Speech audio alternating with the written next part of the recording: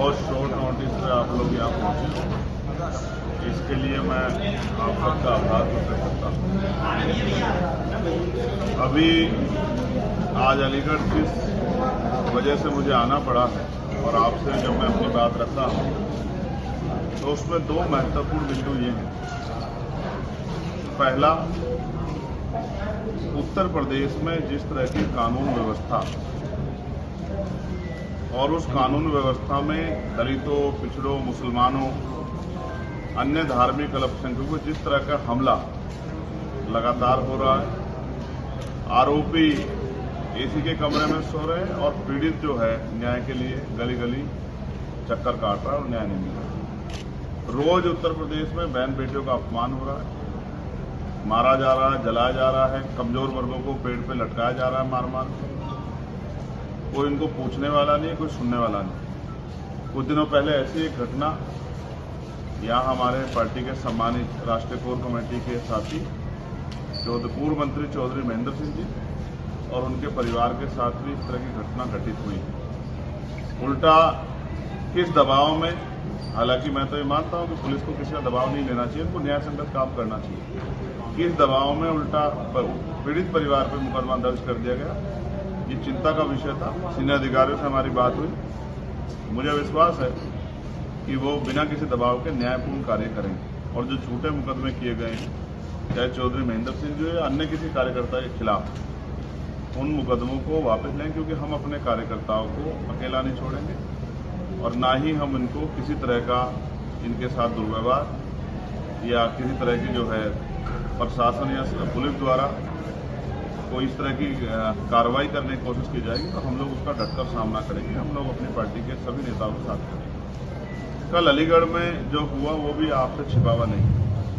जो दूसरी घटना है, किस तरह से 3 मुस्लिम बच्चों को पीटा गया, ये भी 4, और ये भी एक सच है कि उन्होंने अपने कागज भी दिखाए, जहां से वो लेके आए वहां की पर्ची भी दिखाई, वो खुद में मीट व्यापारी, ये बात भी उन्होंने सबके सामने रखी।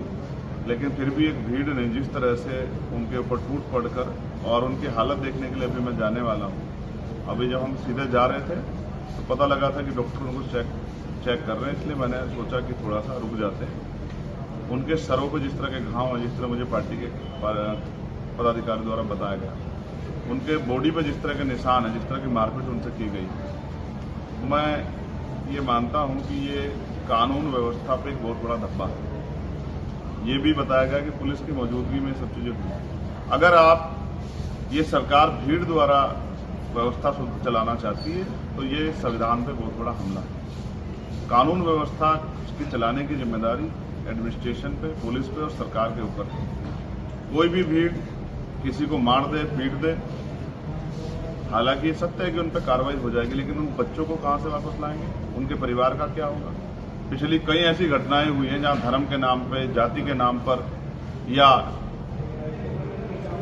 मीट के नाम पे लोगों की हत्या हुई है। हमारी पार्टी, हमारा संगठन इस बात से सहमत नहीं है। मैं उस घटना का पुरजोर विरोध करता हूं और उन परिवार के साथियों से जाकर मिलूंगा, उनके इलाज की जानकारी लूंगा और क्या कार्रवाई प्रशासन उसमें कर रहा है, पुलिस कर, इसकी भी जानकारी लूंगा।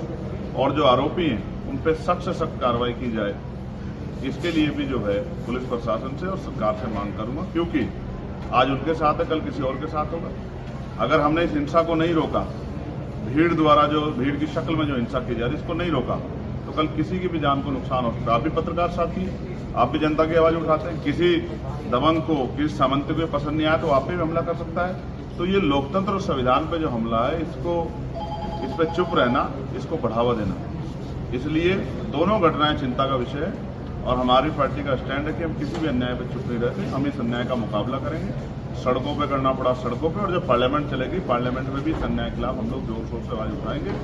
हमारा जो धर्म है वो संविधान है, संविधान के आधार पर प्रदेश और देश चलना चाहिए। कानून व्यवस्था अच्छी होनी चाहिए, रोटी कपड़ा मकान की व्यवस्था होनी चाहिए, अच्छे इलाज की व्यवस्था होनी चाहिए, जो कि उत्तर प्रदेश में तो दिखाई नहीं देता।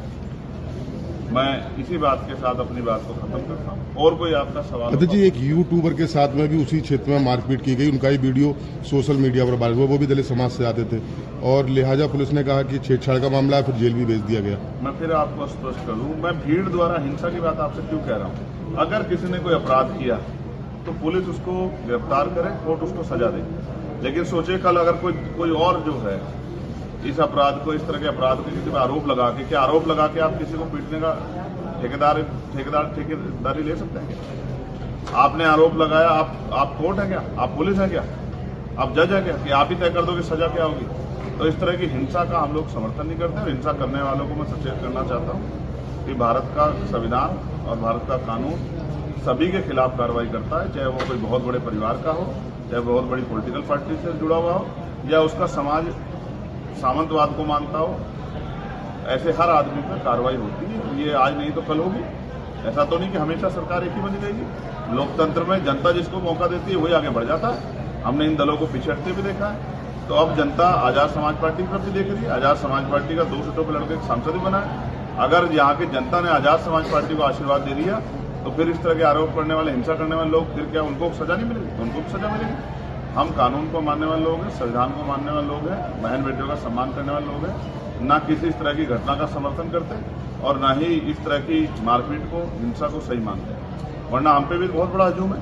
क्या हम लोग इस हजूम को लेकर जवाब नहीं दे सकते? लेकिन मैं जिस व्यवस्था को हम लोग मानते ही नहीं है, उस व्यवस्था पर हम चले क्यों? हम संविधान को मानते हैं। पुलिस के साथियों के द्वारा ही न्याय कराएंगे, हम कानून के द्वारा ही सजा दिलाने का काम करेंगे और हम अपनी लड़ाई को लड़ेंगे। लेकिन जिस तरह गरीबों की बेटियों पर, गरीबों की जमीन पर सामंतियों की निगाह है, ये सोच उनको बदलनी पड़ेगी। ना हम अपनी जमीन को जाने देंगे, ना हम अपनी बेटियों के सम्मान से किसी को खेलने देंगे। ये बात सब लोग सामंती समझेंगे।